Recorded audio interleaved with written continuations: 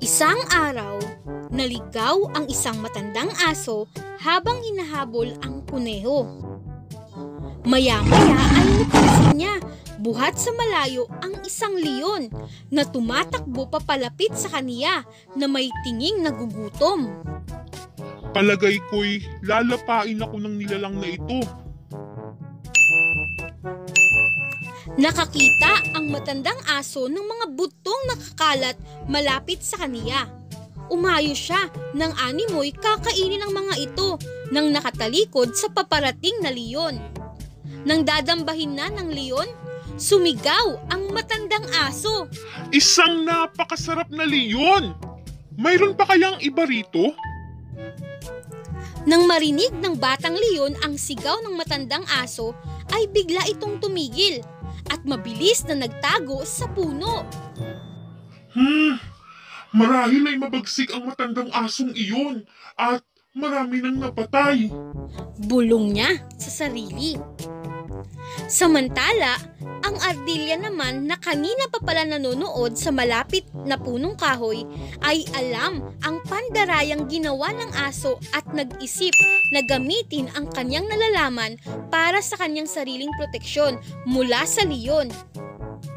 Siguro naman ay makukuha ko ang loob ng leon. Nakangiting sabi nito sa sarili. Nang makausap ang leon, ipinaliwanag ng ardilya ang nangyari at gumawa ng kasunduan. Alam mo, baka pinagtatawanan ka ng asong iyon ngayon. Pangising tinuran ng ardilya. Napuot ang leon dahil sa pagkakalinlang sa kanya at nagwika. Hala, sige, sumakay ka sa likod ko at nang makita mo ang mangyayari sa manlilinlang na iyon. Natiktikan ng matandang aso ang pagdating ng leon na may nakasakay na ardilya sa likod. Sa halip na tumakbo, naupo siya at nagkunwaring hindi pa niya sila nakikita.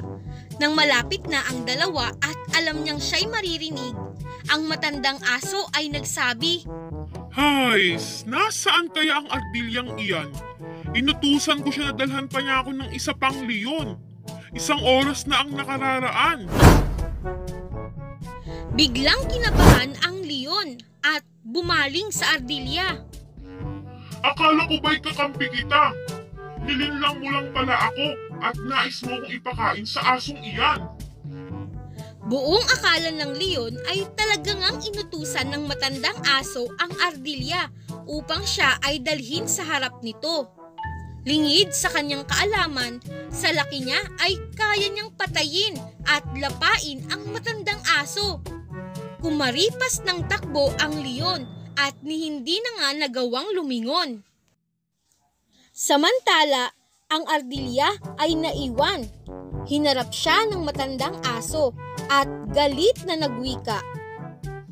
Akala mo siguro ay mapapatay mo ako sa pamamagitan ng liyong iyon. Matanda na ako at marami ng karanasan. Hindi niyo ako mapaglalalangan. Nanginginig na humingi ng tawad ang ardilya.